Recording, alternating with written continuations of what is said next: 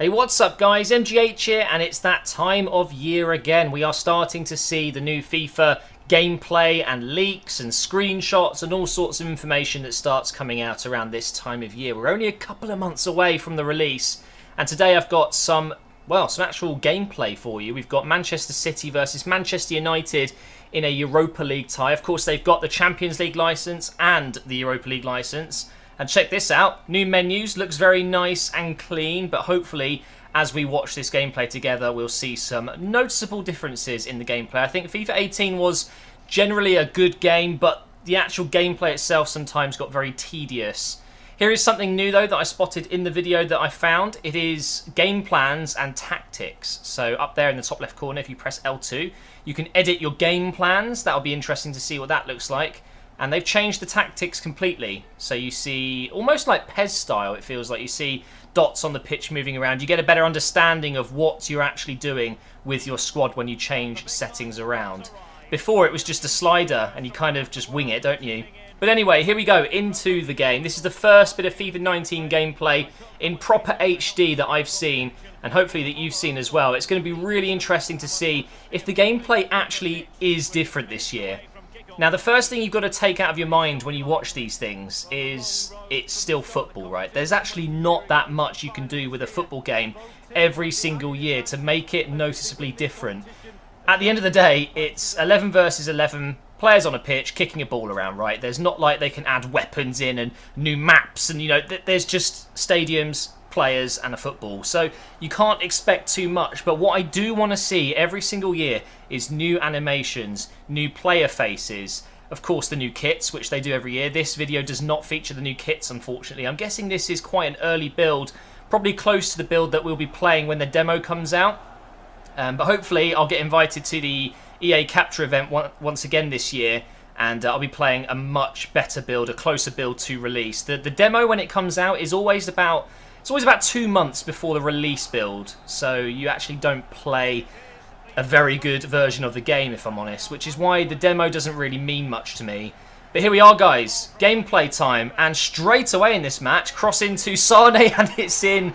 The goalkeeper, David De Gea, one of the best rated keepers in the game in FIFA 18, and I'm sure he'll be up there again in FIFA 19. Just watch this replay. I've got to be honest, you know, he's playing on professional. It's not... This guy that's playing is clearly much better than professional. He should be on maybe legendary or world class. But let's just have a look at this replay and you'll see what I mean here. Sane doesn't get that much power on it and it's right past the keeper. So hopefully, you know, one of the complaints I had for FIFA 18, especially with career mode, was that the gameplay difficulty wasn't hard enough. Even on legendary, it's sometimes a little bit too easy, and I think that's something that needs to be adjusted massively. It's a big problem for us career mode YouTubers trying to make it entertaining career mode when you just destroy teams when you really shouldn't be. So hopefully we see a bit of a difference when it comes to FIFA 19 gameplay difficulties. Maybe the introduction of ultimate difficulty from Ultimate Team. That would be very nice indeed, just to make it that much harder. The problem with difficulties in FIFA or games like FIFA is the AI just become robotic, and it's actually not necessarily harder, but just more boring. You get less possession and you are less likely to score because the keepers are like gods. That's the main problem with difficulty. It needs to be fluid. It needs to be realistic difficulty, which is very difficult to program correctly when there's so many variables, so many different things happening on the pitch in one go. Effectively, what they do with difficulty is just make their players stronger than yours. They increase the stats, they make them faster, stronger, more agile, and that, of course, is fine to some extent. But if you want to play a career mode on ultimate difficulty, the odds are it's just that they've boosted their stats up to 99, and they are just going to be bigger and better players than you. So it'd be nice if they could adjust it more realistically somehow in the coding, just make it just tougher to play against, but not make them like robots, because they pretty much already are very robotic, the AI, and it's got better over the years for sure, but FIFA 18 particularly, it reminds me of, I think it was FIFA 14, where it was just way too easy to get through the defence, and actually quite often it looks like you're playing on professional compared to legendary because the defenders give you way too much space. And in this video, I've watched it through once before, obviously commentating over it. It feels like professional might be a little bit harder. It's difficult to tell without actually playing, as they hit the bar twice in a row there. Very unlucky, Man United. New goalkeeping camera angle there when it comes to taking the goal kicks, which is quite nice. It looks like the AI are a little bit closer to the guy playing, but I don't know if that's just me. I mean, maybe not a great example of it right here. You can see Sterling right on this near side, completely unmarked. One thing I have noticed though, there is a few more passing animations as we approach half-time here. Sterling there just opening his body up to kind of swing the ball around the defender's leg, which was quite nice. And here you can see the in-game menus. Basically, it's just a new colour. I do wish they would do a little bit more when it comes to changing the menus every year, except from just the colour. And they have done that with the pre-match menu. If you go back to the start of this video, you will see that the actual menu itself has changed. It's not just a reskin.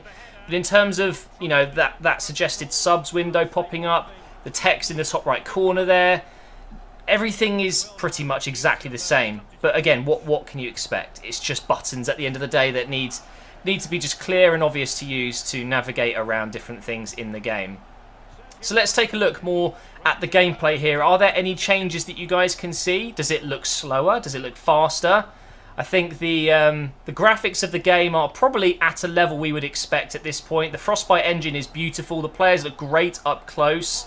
But when you zoom out, you lose a lot of detail, of course. It's just going to look like FIFA 18. There's no real advancement there. The main things for me are the close-up animations, the cinematics, the celebrations when you score. And at the end of this match, you'll see that Man City do win. I'm just going to go ahead and spoil it for you. But they do lift up the trophy.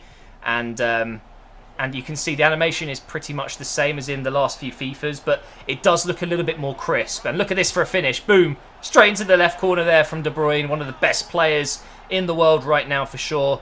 If Mo Salah didn't play so well last season, we would have been seeing him with the Player of the Year award, that's for sure. I think Man City are going to be incredibly strong in FIFA 19, especially in career mode with all their youngsters and a massive budget, and they haven't really spent much so far this window compared to previous ones. You know, we're so used to seeing Man City spending hundreds of millions, and they've only got Mahrez so far, but I'm sure that will change. They'll bring in someone new. So 2-0 here with a couple of minutes to go. Are we going to see more urgency from the City players to try and kill off the game with a third, or are we going to see a bit more defending from Man United, trying to nick the ball and then counter? At this point, you know, on professional, I don't think you're going to see too much. What I would really like to see is a game on Legendary. I think that's going to give us more of an indication on how the AI is actually being built for this game. I'm pretty sure it's going to be very similar, though, to FIFA 18. But always nice to see new additions in those menus, like the new tactical game plan thing. That might be a game changer when it comes to career mode. The chance to easily switch between game plans depending on who you're playing against. I mean, how that's not in the game already, I will never know. But, you know, if you're coming up against a really strong team, you could put maybe a defensive game plan up. Or if you come up against a team that you think you'll be beating easily, then you can switch to a way more attacking formation with the click of a button instead of editing the squad and the tactics every single match. But that is going to be the end of the game. Man City are victorious, as I said. And let's take a look at the celebrations here. I think they've added in a couple more animations on the players themselves there. But I've got to be honest, the camera view here and the general celebrations and the commentators, of course, are new. I forgot to mention that. But it looks very similar to FIFA 18 here. I think they may have actually just reskinned it, to be fair. A few new player faces, though, that might be updated. I'm pretty sure that the cameraman there looks exactly the same. I mean, even the models of the cameras themselves are going to be the same, of course. They've got the latest boots. I wish they would just put them into FIFA 18 already. I love picking up new boots in the game. But there you can see the official Europa League trophy in all its glory. It's a beautiful trophy. I do like it, but of course it really doesn't mean anything compared to the Champions League trophy, which is what Man City should be lifting here. Notice how they've got the Europa League badge on their shirt, by the way. I'm guessing that will change depending on whether you're playing in the Europa League or the Champions League in your career mode, which is the first time, I believe, that kits would change depending on that. I mean, how does that work, actually?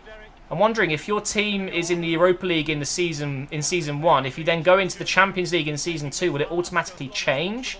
It better. That'd be completely weird. And now that it's licensed, I guess they have to. They have to represent the licensing properly with the kits and, you know, have all the appropriate advertising, I guess, because it's an official license. But this does look really good, guys. The cinematics here, very nice. This is what the Frostbite engine does give you. And I'm very excited for FIFA 19. Hopefully it's a new era for us career mode YouTubers if they can bring something else to the table. I'm still pleading for online career mode, but I think we would have heard about that by now. Unfortunately, that looks very unlikely. But with changes with the Champions League, Europa League, and tactical setups and things like that, maybe there's just more to come for career mode. But thank you so much for watching this video, guys. Leave a like if you enjoyed it. FIFA 19 gameplay news and leaked screenshots, whatever may be, will be going up on this channel when I can upload them, if I'm allowed to. Hopefully this video doesn't get taken down. But all the best, guys. Make sure you subscribe, and I will see you next time.